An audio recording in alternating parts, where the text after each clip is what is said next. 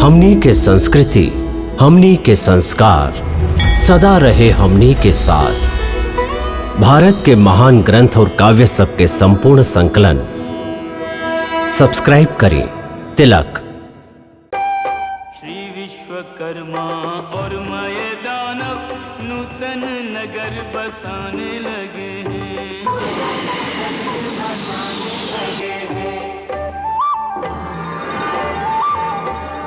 भारत महलोद्यान सरोवर सब यथास्थान सजाने लगे हैं। सब यथास्थान सजाने लगे हैं।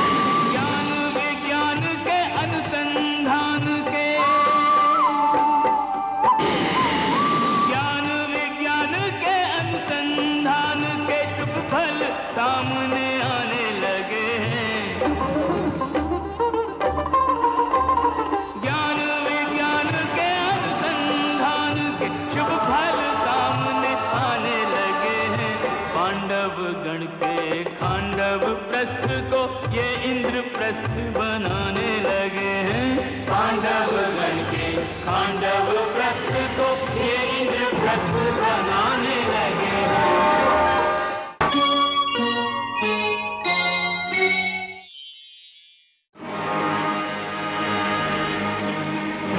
तका पांडव जीवित बाणन तका वारणाव्रत के घटना सत्य ना रहे विदुर। वारणाव्रत के घटना साच रहे और यूं साच बा की पांडव जीवित बाड़ा। मामा जी सुन लिया, पांडव जीवित बाड़न। कैसे हो सकेला भगीना, ऐसन कैसे हो सकेला? हो सकेला ना भइल बा। ओ दिन पांचाल कुमारी के वरण करे वाला ब्राह्मण भेष में अर्जुन ही रहल और कोई ना। बाकी भगीना ऊ पहचान में ना आवत रहे। ये तो आश्चर्य बा। आप जे चाल चली ले ओकर फल उल्टा ही मिलेला। पहचान में भी भूल कर जाइले आप मामा जी। आप लोग कल्पना करें, अगर हस्तिनापुर से कोनो संदेश वाहक ना आयल तो आप जान ली कि हम युक्ति से ही ना शक्ति से भी पांडवन के अधिकार दिलावे में समर्थ हैं। इनका इनकर अधिकार पूरा सम्मान के साथ मिले ही के चाहिए।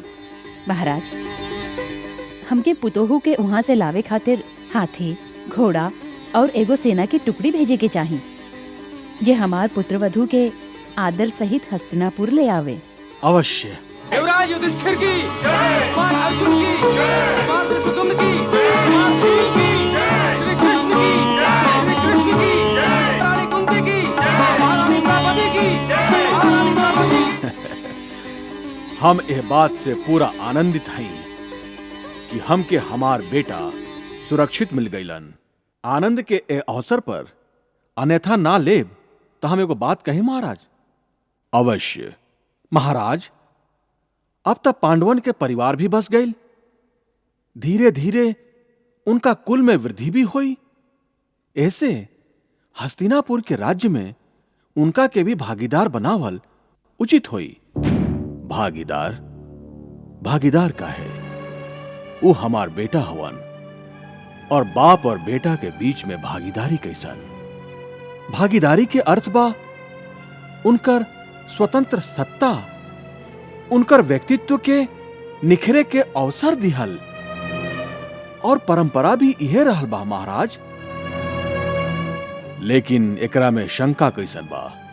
तब फिर हस्तिनापुर राज्य के 2 बराबर भाग में बांट देवे में कौन असुविधा बा? नगर के भी बंटवारा कइल जा सकेला।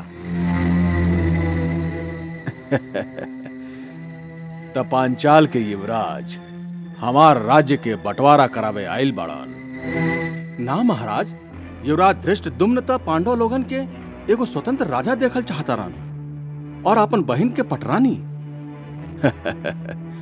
हमके एकरा में का आपत्ति हो सकेला, लेकिन हम हस्तिनापुर के बंटवारा ना कर सकी। हस्तिनापुर हम कुरुवंशियन के प्राण है, धड़कन है। एकरा ईंट ईंट में हमार कुल के यश गाथा के प्रमाण बा। हम हस्तिनापुर के बंटवारा ना कर सकी। तब फिर पांडव लोगन के जौन भी भूभाग आप सौंपब वो उनका स्वीकार हुई। यदुनंदन, यह बात के का भरोसा बा कि पांडव लोगन के जौन भूभाग सौंपल जाई ऊ उनका स्वीकार होई? गांधार कुमार, कृष्ण के आश्वासन ही ये बात के प्रमाण बा। अच्छा त ठहरी महाराज, ठहरी। का कहल चाहता शकुनी? इहे कि पांडव तो वीर बाड़न, गंभीर बाड़न और दिव्य अस्त्र के जानकार भी। ऊ तो राज्य के अनुपयोगी भूभाग के भी संपन्न बना सकेलन। खंडहर में भी सोना के नदी बहवा सकेलन। यदि राज्य के ही समृद्ध करे के बा तो उनका के कोनो ऐसन भूभाग सौंपे के चाही जेकरा में ऊ अपना शक्ति के पूरा प्रदर्शन कर सकस। हाँ जीजा जी, पूरा प्रदर्शन। तू ठीक कहताड़ा शकुनी। हमरो पांडव लोगन पर पूरा भरोसा बा। यही से हम अपन पुरखन के पुरान नगर खांडव वन के उनका के सौंपत हैं और ओकरा साथे लागल भूभाग के भी। वाह जीजा जी वाह, का सोचले हैं। हमार प्रिय भगिना, पांचों पांडव लोग निश्चय ही वहाँ हस्तिनापुर से भी श्रेष्ठ नगर बसा ली हैं। हाँ महाराज, हमरा और धृष्टद्युम्न के दोनों के आपके निर्णय स्वीकार बा।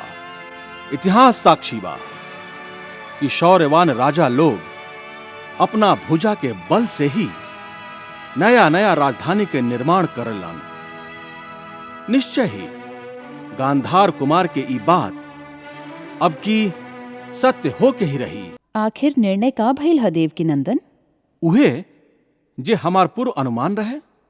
महाराज धृतराष्ट्र आप लोगन के खांडव वन के क्षेत्र सौंपले बाड़न। खांडव वन? बाकी अब खांडव वन में का बा? वहां कहा राजधानी बनी? वहां तो पुरान खंडहर बा बेटा। अरे बुआ, वहां बहुत कुछ बा। सबसे पहले ता वहां हमार प्रिय जमुना जी है।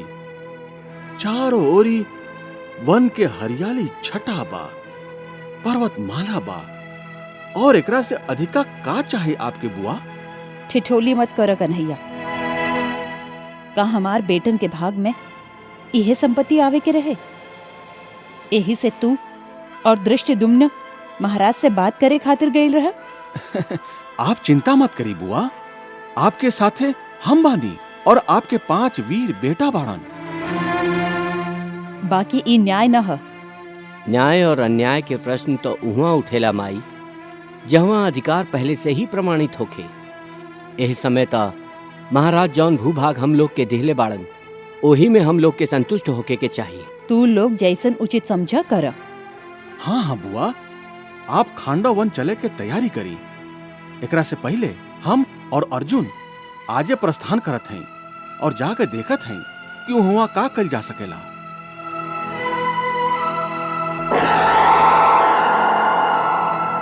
बंटवारा हुआ राज का, गुरुजन हुए आश्वस्त, पांडु सुतों के भाग में आया खांडव प्रस्थ, आया खांडव प्रस्थ।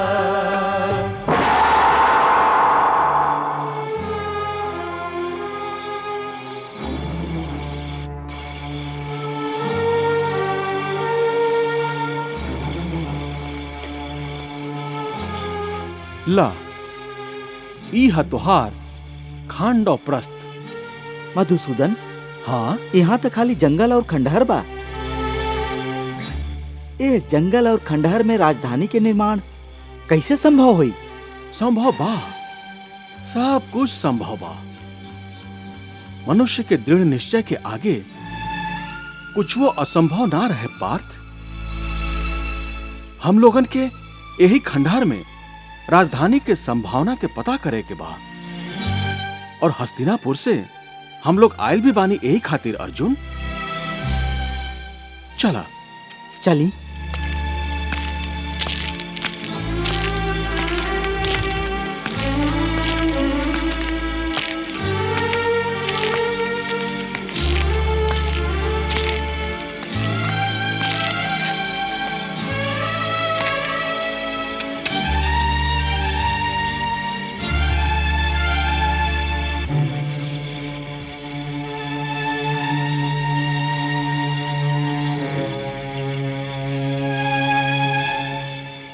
पार्थ, यही खंडहर में तुहार पुरखा लोग एगो भव्य नगर बसौले रहन। कल्पना कर, ओह काल में उनका कौना कौना कठिनाई के सामना करे के पड़ल हुई। मधुसूदन, एह काम में जरूर दैवी शक्ति ही सहायता के लिए हुई। सेता आज भी संभव बा। मतलब ई कि जब भी कोनो जीव दृढ़ संकल्प होके एगो दृढ़ विश्वास के साथे कोनो भी काम के बीड़ा उठावेला तो दैवी शक्ति के ओकर सहायता खातिर स्वयं ही आवे के पड़ेला। यह कर्म के दैवी विधान है अर्जुन।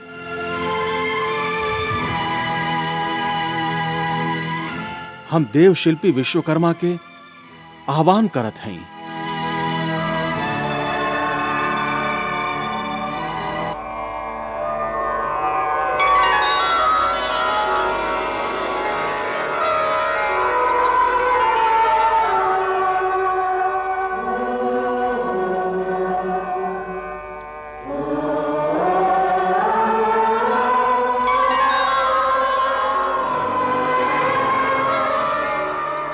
हे प्रभु, विश्वकर्मा के प्रणाम स्वीकार करें।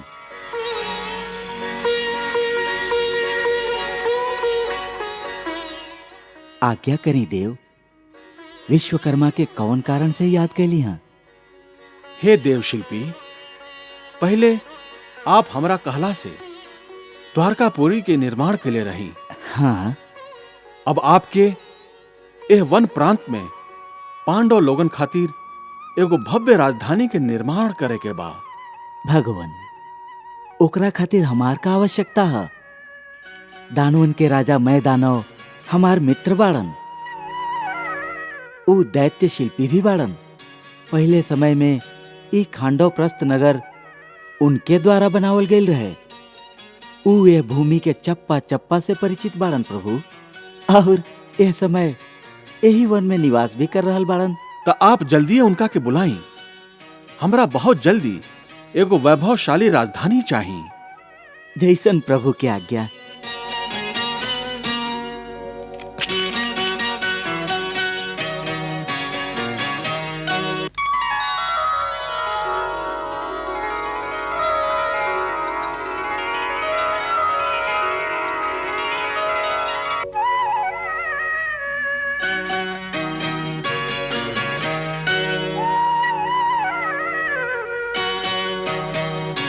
हमरा काहे स्मरण कैला मित्र?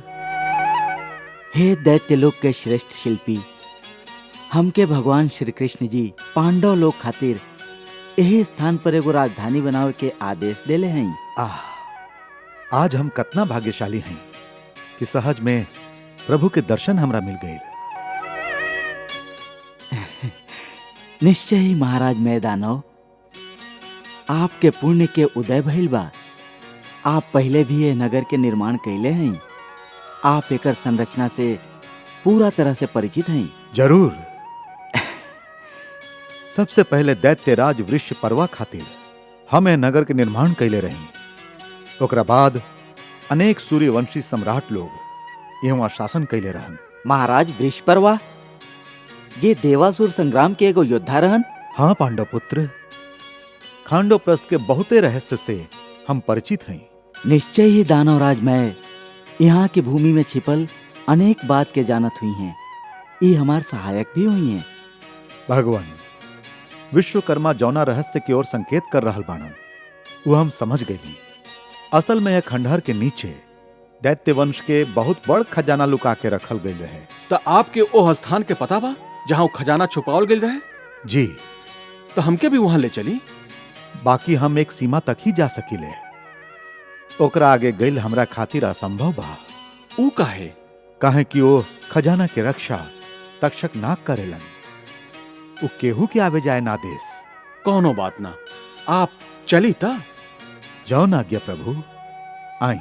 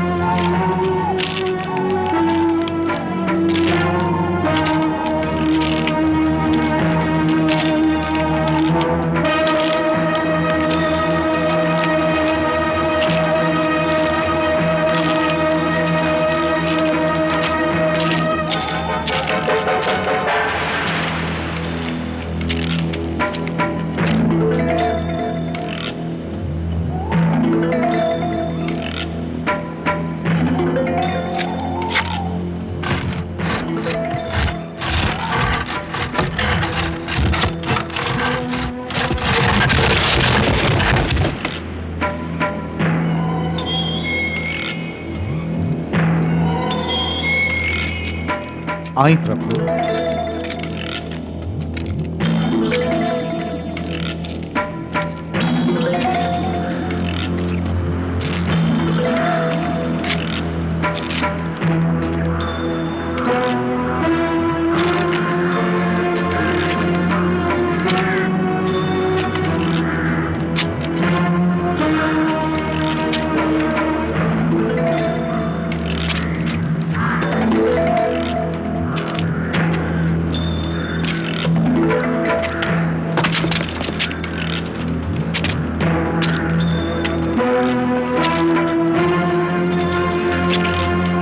आई।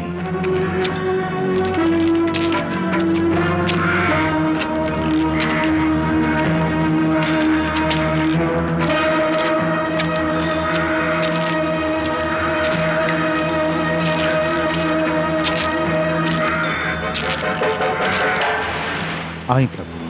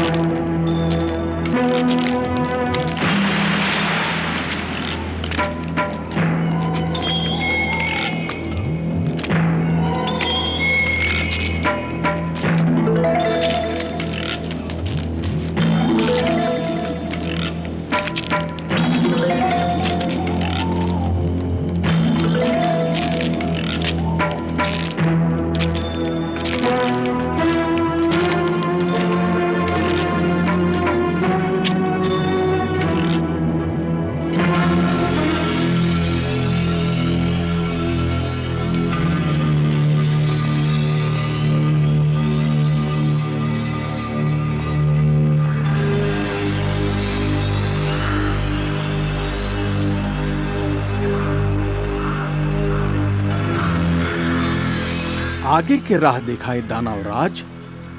प्रभु, आगे के राह मंत्र से बंधाई बा। यहां से नागराज तक्षक के पहरा आरंभ हो जाला। ए सीढ़ियन पर पैर रखते ही नागराज प्रकट हो जाई हैं। का साच? जी हाँ। अच्छा, तो हम इस सीढ़ी पर पांव रखा था।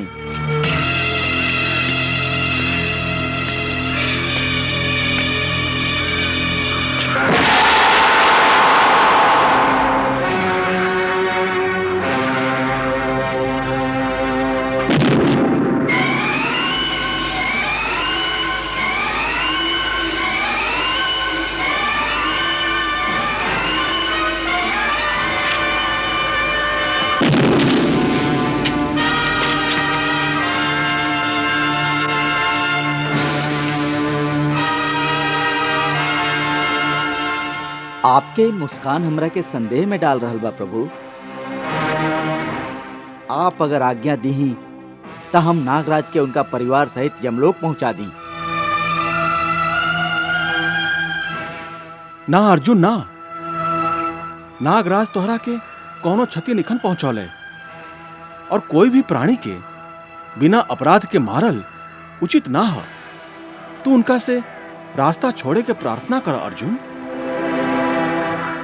जे आज्ञा मधुसूदन।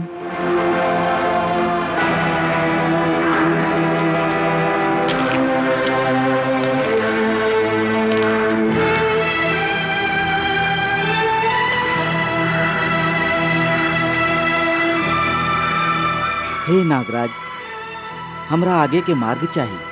आप हमारा आगे के मार्ग छोड़ दी।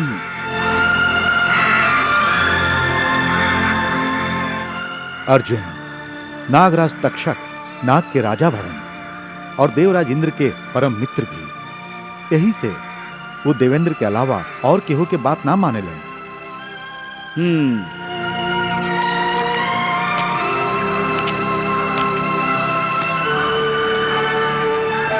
अच्छा, ता आप यही से मुस्कुरात रही देवकी नंदन। हाँ, हम जानत हैं कि नागराज तक्षक चैतन तो तोहरा पर आघात भी कर सकत रहन पार्थ, लेकिन जाना तारा वो ऐसन काहे ना कैलन? काहे ना कैलन? ऐसे कि उनका तोहरा छवि में देवराज इंद्र के छवि दिखाई देत रहे। ऐसन काहे बा मधुसूदन?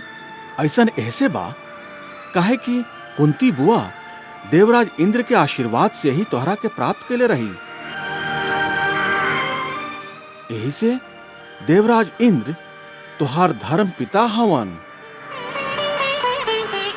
तब प्रभु अब इंद्रदेव के आवाहन करें ताकि आगे के मार्ग निष्कंटक हो सके। तू ठीक कहताड़ा देव शिल्पी।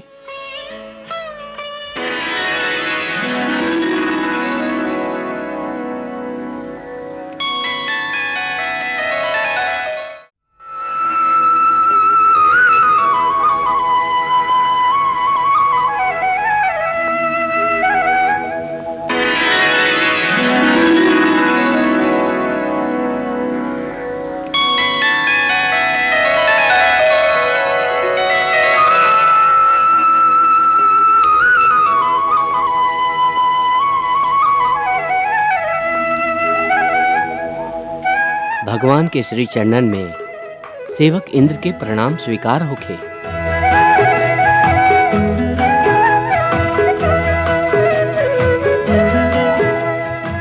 मृत्यु लोक में हमार स्मरण के कारण प्रभु। देवराज पहले अपन बेटा अर्जुन के प्रणाम स्वीकार करें।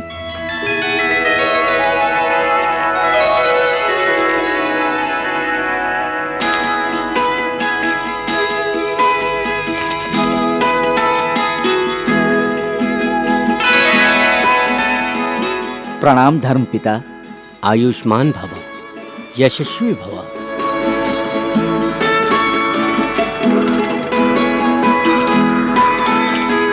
देवराज आपके पूर्व प्रार्थना के अनुसार ही हम पांडु पुत्र अर्जुन के सहायता खातिर खांडवप्रस्थ आइल बानी। हम जानत हई भगवान कि आप आपन वचन सदा निभाइले।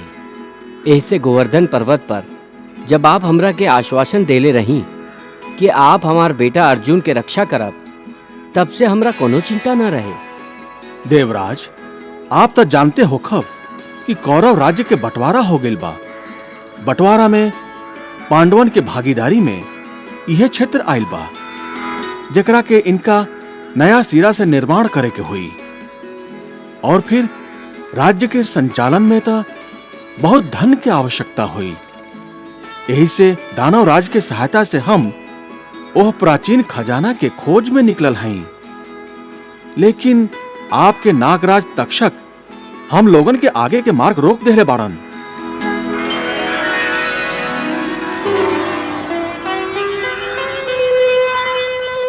मित्र तक्षक, ई साक्षात भगवान श्री कृष्ण बाड़न, इनका के प्रणाम करा।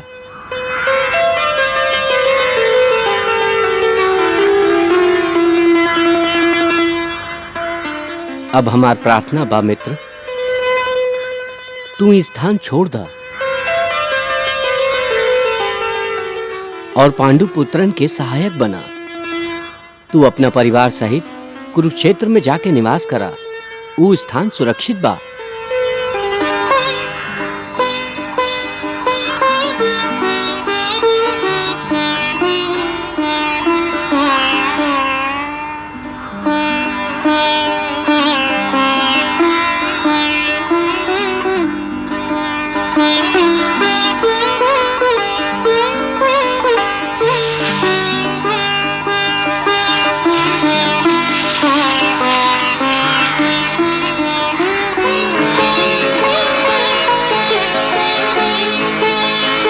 ली प्रभु, ये सब खजाना अब आपके है। देवराज आपके सहायता के हम आभार प्रकट करत हई। भविष्य में यह नगर के नाम इंद्रप्रस्थ होई। ई कह के आप जे हमरा सम्मान दिले हैं, ओकरा खातिर हम कैसे कृतज्ञता प्रकट करी। हाँ, इतना जरूर कर सकीले कि पांडवन के राज्य में खूब बरखा करके एह के सदैव धन धान्य से भरपूर रखब। आपके सहायता से तो इंद्रप्रस्थ आर्यावर्त के सब राज्यन से अधिक धनवान हो जाए देवराज। अर्जुन अपना धर्म पिता के आभार माना। पांडुकुल सदा आपके आभारी रही तात। ये तो हमार कर्तव्य रहे बेटा। और हाँ महाराज माए, आज्ञा देवराज। आप पांडवन के राज्य में एगो ऐसन सभा के निर्माण करी जे हमार सुधर्मा सभा से भी श्रेष्ठ होके। आज्ञा शिरोधार्य बा देवराज। अब आप लोग निष्कंटक होके आगे जाएं। अब कोनो बाधा ना हुई। भगवान अब आप हमके आज्ञा दी।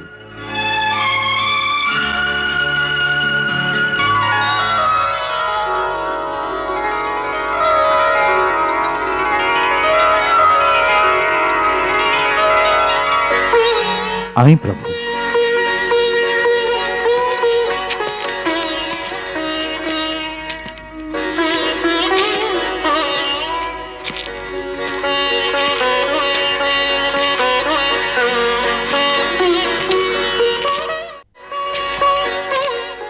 आई प्रभु।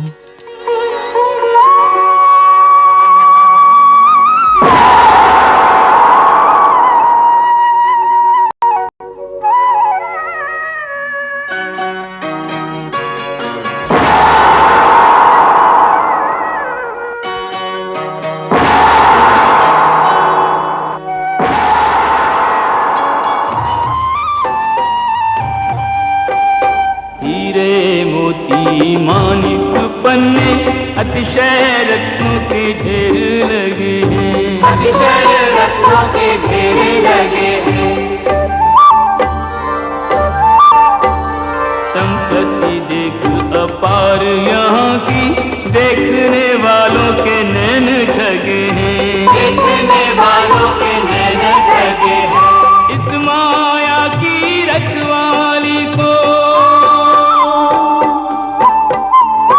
इस माया की रखवाली को तक्षक नाग सदैव जगे हैं। इस माया की रखवाली को तक्षक नाग सदैव जगे हैं। कृष्ण कृपा से पांडु सुतों के देखो सोए भाग जगे हैं। कृष्ण कृपा से पांडु सुतों के देखो सोए भाग जगे हैं। माया के अधिकारी आ गए, खांडव प्रस्थ में वो दिन आया, खांडव प्रस्थ में वो दिन आया। अक्षय तीरों वाला तरकश पांडु सुतों ने यहीं से पाया, पांडु सुतों ने यहीं से पाया। प्राप्त हुआ गांडीव धनुष, प्राप्त हुआ गांडीव धनुष वो अर्जुन का यश जिसने बढ़ाया। प्राप्त हुआ गांडीव धनुष वो अर्जुन का यश जिसने बढ़ाया। कहने को माया धरातल की, सच पूछो तो है सब कृष्ण की माया। कहने को माया धरातल की, सच पूछो तो है सब कृष्ण की माया।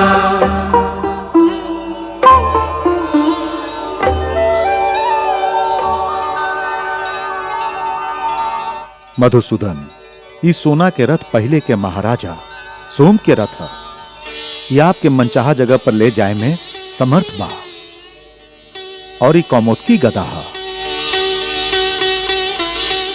एकर प्रहार के शक्ति अद्भुत बा। ए समय पांडु पुत्र भीम के अलावा केहू में एकरा के उठावे के शक्ति नहीं खे। हम स्वयं एकर निर्माण कैले हैं। और एक गांडीव धनुष है। एकरा दैत्यराज वृषपर्वा भगवान शंकर के आराधना से प्राप्त कैले रहल।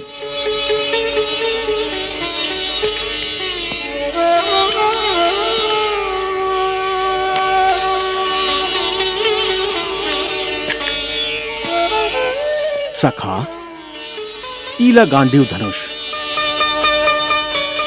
सबसे तुहार रक्षा और तुहार विजय के एकमात्र अस्त्र होई।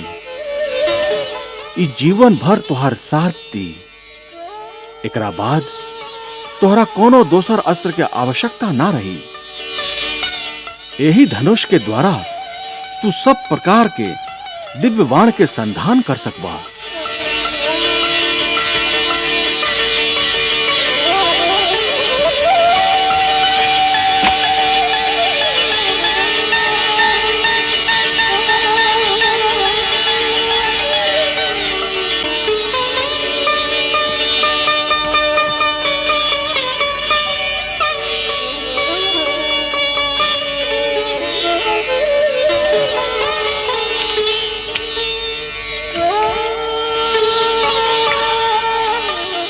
यह अक्षय तर्कश भी ग्रहण कर अर्जुन। एकरा के स्वयं अग्निदेव प्रसन्न होके दैत्यराज के देले रहन। ए अक्षय तर्कश के बाण कबो समाप्त ना होके।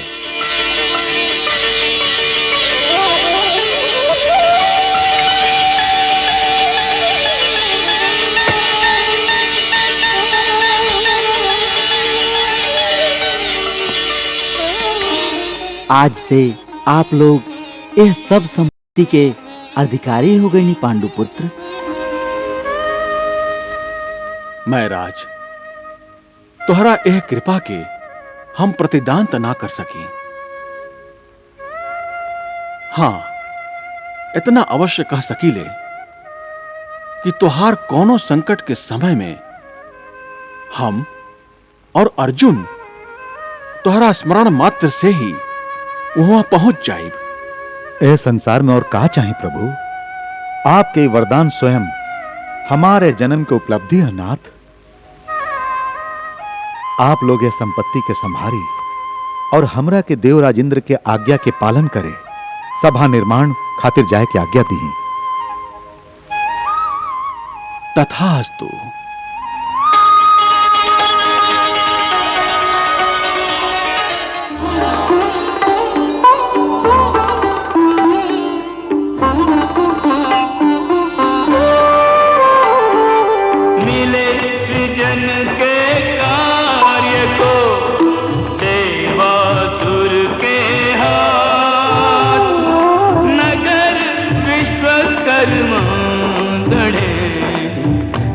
दानव के साथ, मैं दानव के साथ।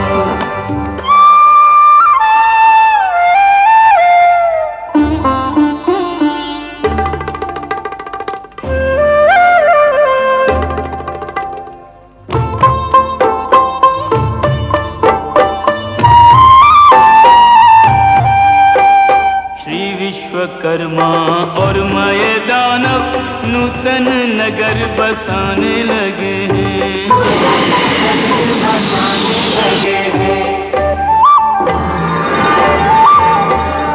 भारत महलोद्यान सरोवर सब यथास्थान सजाने लगे हैं। सब यथास्थान सजाने लगे हैं। ज्ञान विज्ञान के अनुसंधान के,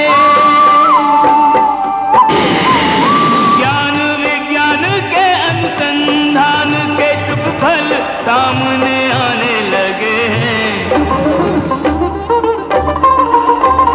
ज्ञान विज्ञान के अनुसंधान के शुभ फल सामने आने लगे हैं। पांडव गण के खांडव प्रस्थ को ये इंद्रप्रस्थ बनाने लगे हैं। पांडव गण के खांडव प्रस्थ को ये इंद्रप्रस्थ बनाने लगे हैं।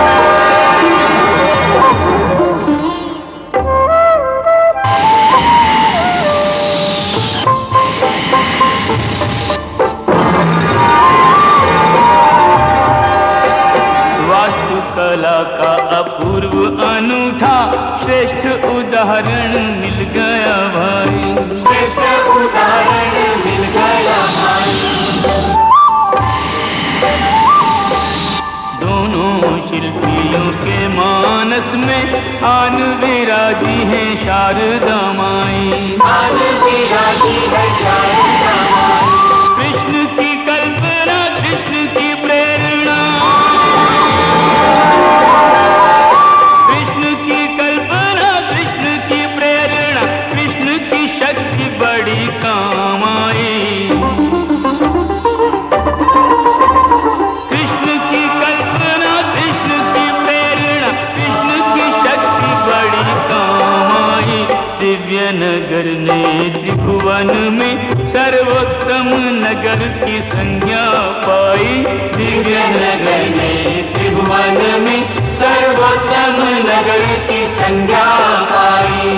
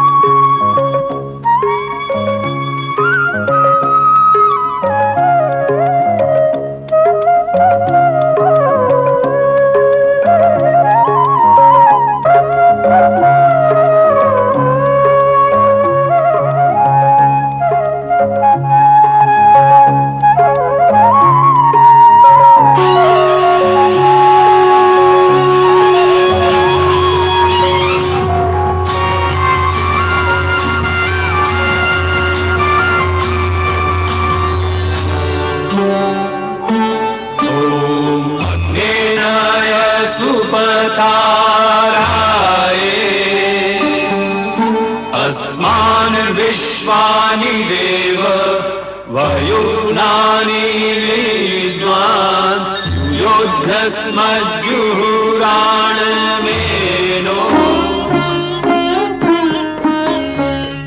इंद्रप्रस्थ के राजमहल के प्रवेश द्वार पर एह शुभ घड़ी में आप सबके स्वागत बा।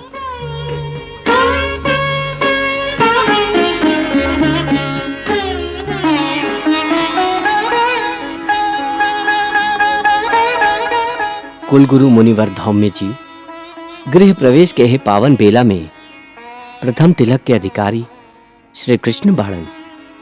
पहले इनका के तिलक करी मुनिवर। इनका कृपा से ही इंद्रप्रस्थ नगर के निर्माण संभव हो सकल बा। ना महाराज, ये नगर आपके हा, ये राज्य भी आपके हा और ये राजमहल भी आप ही के हा। ऐसे प्रथम तिलक आपके ही होके के चाहिए। कृष्ण, युधिष्ठिर ठीक कह रहल बाड़न। ए राजमहल में सबसे पहले तू ही प्रवेश करबा। तोहरा चरण के धूल से ए स्थान पवित्र हो जाई। एकरा से हमेशा हमार बेटन के कल्याण हुई। अच्छा बात बाबुआ, आपके आज्ञा और पांडु लोगन के विनम्रता के आगे हम माथा झुकावत हैं।